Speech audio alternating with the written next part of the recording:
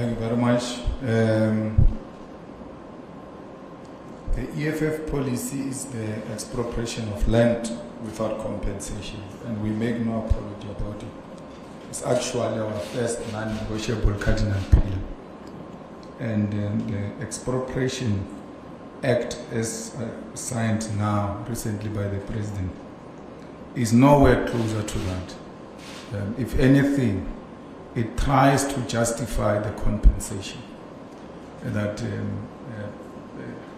properties can be expropriated, land can be expropriated, but there should be compensation, and condition of expropriating such is that there should be, expropriation should be in the interest of the public, for public use and public interest. So it has watered down what we have been asking for, because ours was a complete no-no on the compensation, but equally complete no-no into excluding the whole thing to public interest and public purpose. Because we want to take land and give to the landless, so that they can produce for their own sustainability, but for the sustainability of South Africa and the world at large, because we think it's the right thing to do. BEE, broad-based economic empowerment, it's a policy that should be implemented, whether there is Elon Musk involved or not. It must not be a policy for certain people and a policy for other people. Whatever Elon Musk wants to come and do here, we must make sure there is participation of the previously disadvantaged people.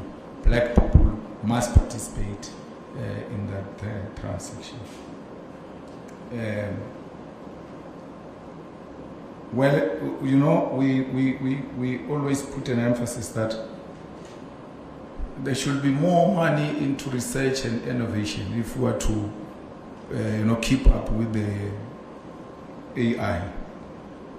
China has got capacity to overtake America because they've invested a lot in innovation, in research, and they've come to appreciate that AI is here to stay and it will be with us for quite some time. So it doesn't take us, it doesn't take anything away from us if we're to put the necessary resources, because our children, despite the fact that they are learning in difficult conditions, they are talented, and that talent needs to be harnessed and channeled in a right direction. We supported the removal of the mayor of Sidibeng and Imfuleni who are supporting the removal, because if you want to know a typical example of a corrupt, collapsed municipality, you must go to Imfuleni. You sometimes say Johannesburg inner city is gone, it's rotten. When we agree with that fully, we have no doubt about it, and we have always engaged the ANC about it, that something needs to be done. Unfortunately, we are not given that responsibility. It's not our department. It's like the Department of Roads of Kenigunen, who goes around showing people that the trees have fallen. At one tree in a suburb, and then he makes a big issue out of it because he's challenged. He's running out of depth. He has no idea what is he doing there. He thought that department could be converted into department of sushi and entertainment and anything of that sort. And he got more than what he bargained for. That's why you can't succeed to fix robots. It's not a duty of public safety to fix robots. It's Kenikunen, and you all speak about it. The robots are not working, but you never dare to call Kenikunen out. I don't know whether it is because there's something you are smoking with him or what, I don't know. But the guy is just incompetent and lazy. He can't fix a robot. There are potholes all over Johannesburg. Potholes. There was an incident that happened somewhere here in one street. Was it Bree Street? Where they hired a Zimbabwean company. That time his department is led by Mabahambe, but Mabahambe, the first opportunity they got to get a person to tend and come and fix a road, they hired a Zimbabwean person.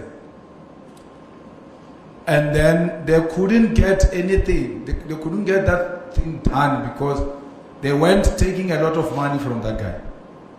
So yet he didn't have any capacity to can do that work because the money was stolen from him.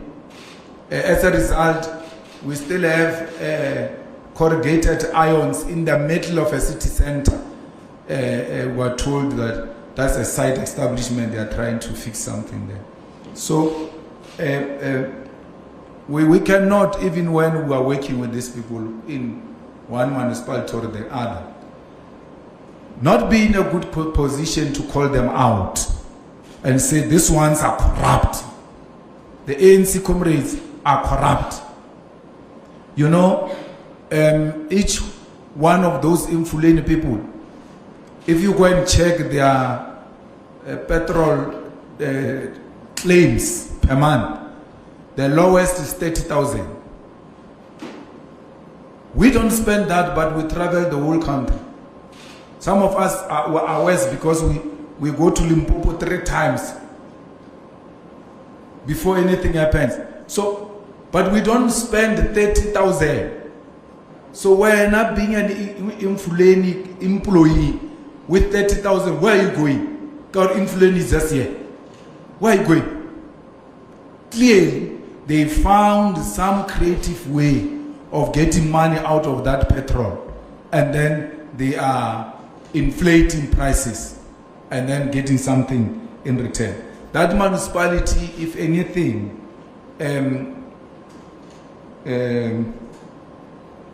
voting out the mayor is not enough. They must dissolve that municipality. It must be dissolved. The same thing with the DBA, it must be dissolved.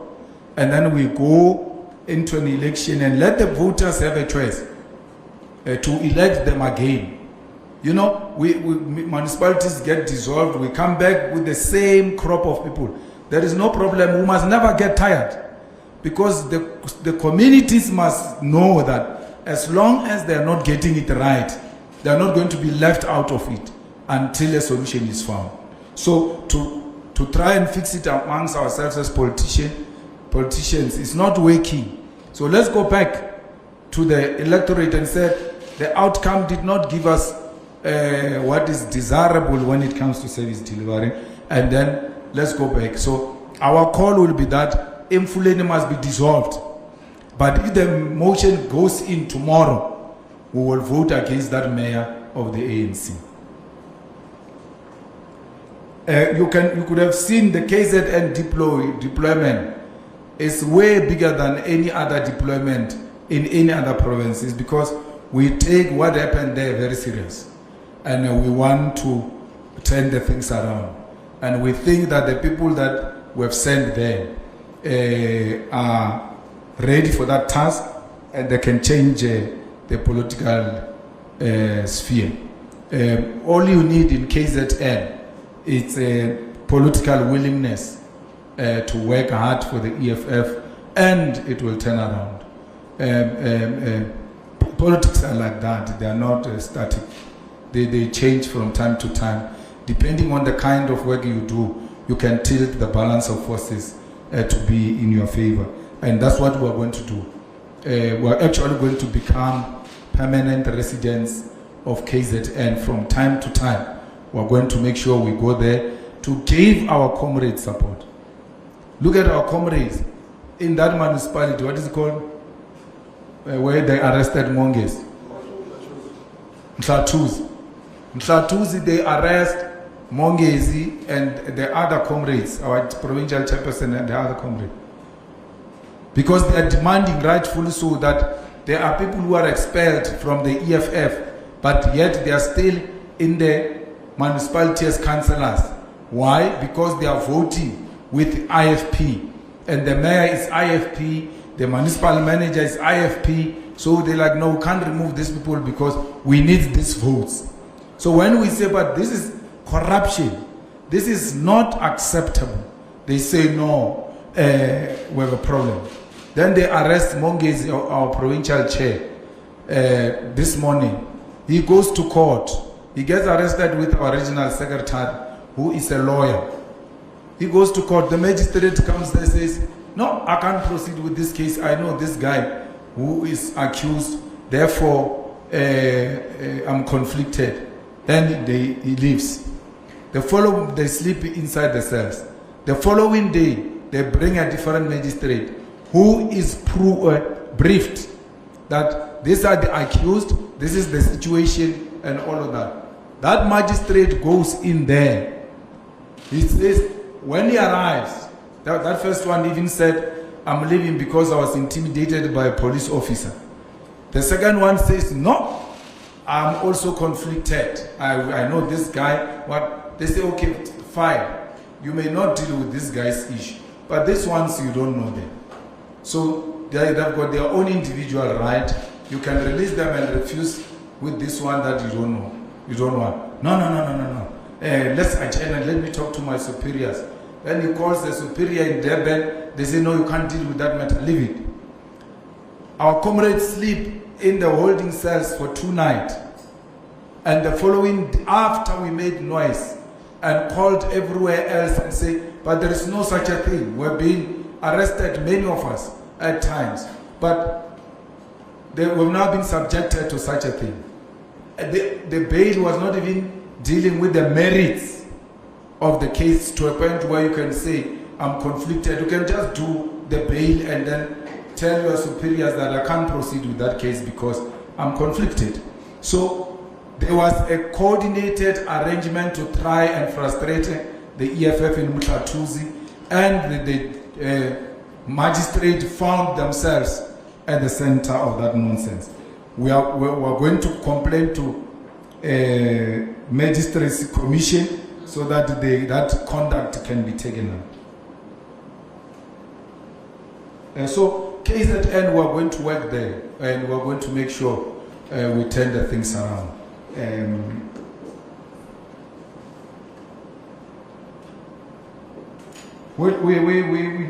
We've made it very clear that we are more than prepared to join the ANC and work in the government of national unity. But we can't do it with the people who killed Krisani, the people who tortured our own people, the people who oppressed us, the people who are advocating that every progressive policy must not be implemented. That's why you've got this noise from Donald Trump. They are at the center of that. They thought they were going to bully the ANC in that GNU, and the ANC will develop a cold feet. The ANC is pushing forward ahead. They now are seeking external intervention, which seeks to undermine the sovereignty of South Africa. So the ANC must know that we are just outside, we're at the doorstep. Once they remove the DA and they want a partner, we are in. There's no government that is going to collapse here, because Helen Zille says so. We're not going to hear from Helen Zille. So, yeah. Look, we're being modest when we say if Rwanda is found that it has killed our soldiers, it must be held responsible. It was Rwanda, it was Kigali, it was Kagame who killed our soldiers. The support he gave to M23, and that M23 acting in a disrespectful manner they did to the South African soldiers. They knew they got a backing of Rwanda. But now, why do you want to treat Rwanda like it's a friend, like it's progressive? Rwanda was prepared to take immigrants from London at the exchange of money. They are the ones who are working with imperialist forces to want to undermine DRC. We're not saying the government of DRC is perfect, but it cannot be undermined the way the guy is doing. Kagame and Museveni. So Kagame has got blood of South Africans on his hands, and nothing is going to change. Now we're told that the bodies are decomposing. There's no clear passage to can go and collect the bodies. They've captured the South African base, by the way, and they're not telling you this in confidence. They keep on talking as if things are fine. Things are not fine. They've captured the base next to the airport. What is that airport? The Goma airport. Our base is captured there. Our soldiers are under the supervision of M23. When they want to go to a toilet, they ask for permission from M23 and they accompany them to a toilet. This were told by a soldier on the phone. Deputy President of the EFF was there. He says the only thing they haven't done to belittle us and make us more humiliated and violated is that they've not taken our guns. That's the only thing. But even if they carry those guns, what can they do? You're going to shoot and run away. Because you've got soldiers inside your camp and more soldiers outside your camp. So there's no need. They know you can't do anything with those guns. So they've destroyed the South African army. You could say we cut the budget, but you still send soldiers outside South Africa. You still send soldiers outside South Africa even when you don't have budget. You must first deal with your house first to be in order before you can go and help other people. South Africa's army is not in order. Someone was saying they've released fighter jets. Hey, on good road. There's nothing. There's no fighter jet. Nothing. Till today, there's nothing. Where is that Roy Falk we're told growing up that is the best fighting machine? Where is it? Grounded. And then because this failure is done by favorites of the establishment, they are not exposing their failures. If it was a different government, for sure, the pictures of those soldiers of South Africa who were captured were going to be circulating. The reason why we no longer see those videos of South Africans, they took phones away from them. They no longer have phones. So there is a big problem. We have no capacity. That's why I'm not saying let's go and attack. I'm saying withdraw. Let's regroup. Let's regroup and retrain. And if Rwanda has got anything to do with this, let's go for it. Because we're not going to have Rwanda dictating to us. And Kagame speaking to Cyril the way he was doing. We know Cyril is weak, but he made the president of our country. The way he was addressing Cyril, he was addressing us. He can't address us like that. He can't kill our people and not be challenged on that. And SADC agrees that the Rwandan army had something to do with what is happening there. Who is the commander-in-chief of the Rwandan armed forces is Kagame. We are not saying DRC is in a good hands and therefore it's just being provoked. By how DRC has dealt with issues in Eastern DRC is something that needs to be resolved if we're to have a permanent resolution into that crisis. But to undermine colonial borders because you think you've got a backing of France and all imperialist forces to an extent of challenging the biggest army in South Africa. They've undermined us to the extreme. And South Africa, at some point, it might not be today because we are not in a rightful position to do so. Let the soldiers come back. Let our brothers and sisters come back. Let's give them a dignified funeral. And as part of a mourning nation, that demonstration by army at the opening of Parliament was not supposed to come. They were not supposed to have that parade on Thursday during the State of the Nation address. You are going to parade what, man? A good parade is to show us how capable you are. You are exposed. They are going to be intimidating us there with 21 gun salute as if they can use it anywhere else. It can only be used there during rehearsals. So if I was in the army, I would suggest even Parliament, we don't go. We must be ashamed.